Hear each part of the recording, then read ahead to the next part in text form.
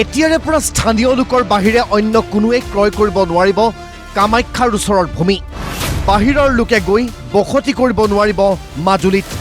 বৰপেটা বটদ্ৰৱা হাজোৰ ভূমিও ক্ৰয় কৰিব নোৱাৰিব স্থানীয় লোকৰ বাহিৰে। ৰংঘৰ, কাৰেংঘৰ অথবা আউনীআটী সত্ৰৰ 5 কিলোমিটাৰ পৰ্যন্ত কিনিব নোৱাৰিব মাটি।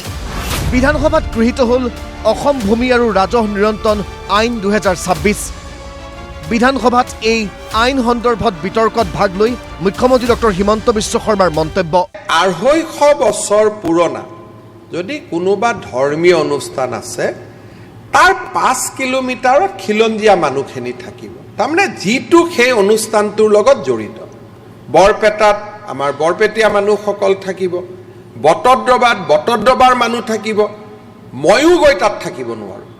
আৰু ইয়াত পোৱামক্কাও থাকিব, কাৰণ পোৱামক্কাও 250 বছৰ আগত এনি ৰিলিজিয়াছ ইনষ্টিটিউট, হিন্দু হওক, মুছলমান হওক, খ্ৰীষ্টিয়ান হওক, আমাৰ হাফলঙত 250 বছৰ পুৰণা চাৰ্চ আছে, তাৰ 5 কিলোমিটাৰৰ ভিতৰত মাত্ৰ যাতে স্থানীয় মানুহ থাকিব পাৰে। এই সংশোধনী আইনৰ পটভূমিৰ কথা ক'বলৈ গৈ মুখ্যমন্ত্ৰী ডক্টৰ শৰ্মাৰ মন্তব্য। অধ্যক্ষ মহোদয়, এখন নতুন আইন নহয় আৰু এই আইনখনৰ বিষয়ে ইতিমধ্যে সদনত বহুতখিনি চৰ্চা হৈছিলে আৰু এই আইনখন সদনে ইতিমধ্যে অনুমোদন জনাইছিলে।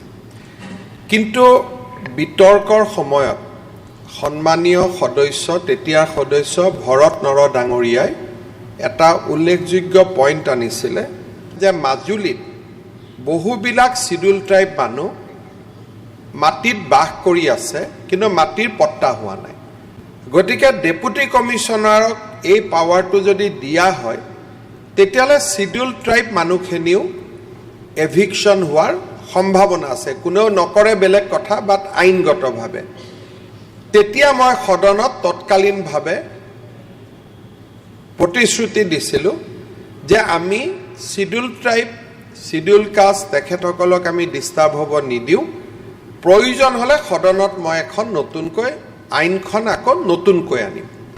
এই নতুন আইন অনুসৰি 250 বছৰ পুৰণি ঐতিহ্যবাহী স্থানসমূহৰ 5 কিলোমিটাৰ ব্যাসাৰ্ধত ভূমি ক্ৰয় কৰিব পাৰিব কেৱল স্থানীয় লোকেহে। উক্ত স্থানত 2006 চনৰ পূৰ্বৰে পৰা 3টা প্ৰজন্ম থকা পৰিয়ালেহে ক্ৰয় কৰিব পাৰিব ভূমি। অৱশ্যে উক্ত স্থানত ইতিমধ্যে ম্যাদী পট্টা লাভ কৰা পৰিয়ালক কোনো ধৰণে ব্যাঘাত নিদিয়ে এই আইনে। আমি এইটো কৰিব খুজিছোঁ যে কামাখ্যা মন্দিৰৰ আশে পাশে যাতে কামাখ্যাৰ পাণ্ডাসকলৰ পৰিয়ালেই থাকে। বটদ্ৰৱাৰ 5 কিলোমিটাৰ আশে পাশে যাতে বটদ্ৰৱাৰ সত্ৰৰ ভকতসকলে থাকে। বৰপেটা সত্ৰৰ আশে পাশে যাতে বৰপেটা সত্ৰৰ ভকতসকলে থাকে। যি বহিলে তেওঁলোকক ম্যাদী পট্টালৈ জয় বহি আছে তেওঁলোককো উচ্ছেদ কৰা নহয়। যিসকলে লিগেলি বহি আছে তেওঁলোকৰ কোনো ক্ষতি নাই, সেইটো এক্টত লিখা আছে। খালি আজিৰে পৰা আমি তাত নতুনকৈ মাটি নিকিনিম। এই আইনক জাতি, ধৰ্ম, বৰ্ণ নিৰ্বিশেষে সকলোকে সমদৃষ্টিৰে চোৱা ধৰ্মনিৰপেক্ষ আইন আখ্যা মুখ্যমন্ত্ৰী ডক্টৰ শৰ্মাৰ। 5 কিলোমিটাৰৰ ভিতৰত যোন বহি আছে বহি থাকিব, লিগেলি ম্যাদী পট্টা লৈ যোন বহি আছে বহি থাকিব। নতুন মাটি আমি বাহিৰৰ পৰা গৈ নিকিনো। It is not discriminated against religious minority. স্থানীয় মানুহ হিন্দু হওক, মুছলমান হওক, সকলোৱে থাকিব পাৰিব। যদি হিন্দু, মুছলমান স্থানীয় আছিলে তেওঁলোক থাকিব পাৰিব।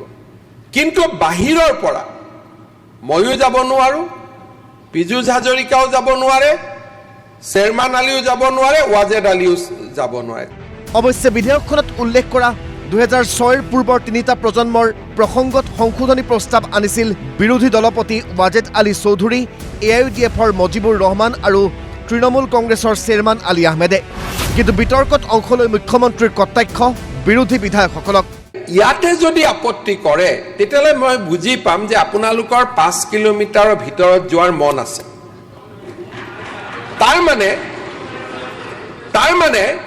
তাৰ মানে কি যে বৰপেটা সত্ৰৰ যদি আপোনালোক 5 কিলোমিটাৰৰ ভিতৰত যায়, 20-25 জন মানুহ হৈ গ'লে মছজিদ এটাটো কৰিবই লাগিব নামাজৰ কাৰণে।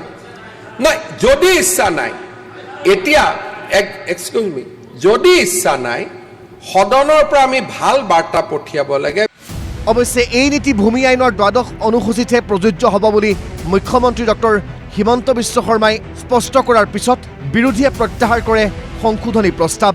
মই চেয়াৰমেন আলী ডাঙৰীয়াক প্ৰতিশ্ৰুতি দিছোঁ যে this is only relevant to iconic. Very good sir. কিন্তু যদি সকলোৰে কাৰণে যদি এফেক্ট কৰে তেতিয়াহ'লে সেইটোও আমি এমেণ্ড কৰিম। Very good sir. ছাৰ কিন্তু মোৰ মতেদি this is only for this. Very good sir. Sir মই সেইকাৰণে এটা এমেণ্ডমেণ্ট ইয়াতে মুভ কৰিব খুজিছোঁ নতুনকৈ। এই যিটো ক্লজটো আছে অৰিজিনেল ইনহেবিটেণ্ট লাষ্টত লিখি দিব লাগে ইন ৰেচপেক্ট অফ চেপ্টাৰ 12, তেতিয়াহ'লে আমাৰ আপত্তি নাই ছাৰ। একদম that is accepted sir. Very good. Video' journalist Kukil Bora আৰু অজয় শৰ্মাৰ সহযোগত অমৰেন্দ্ৰ ডেকাৰ ৰিপৰ্ট, প্ৰতিদিন টাইম।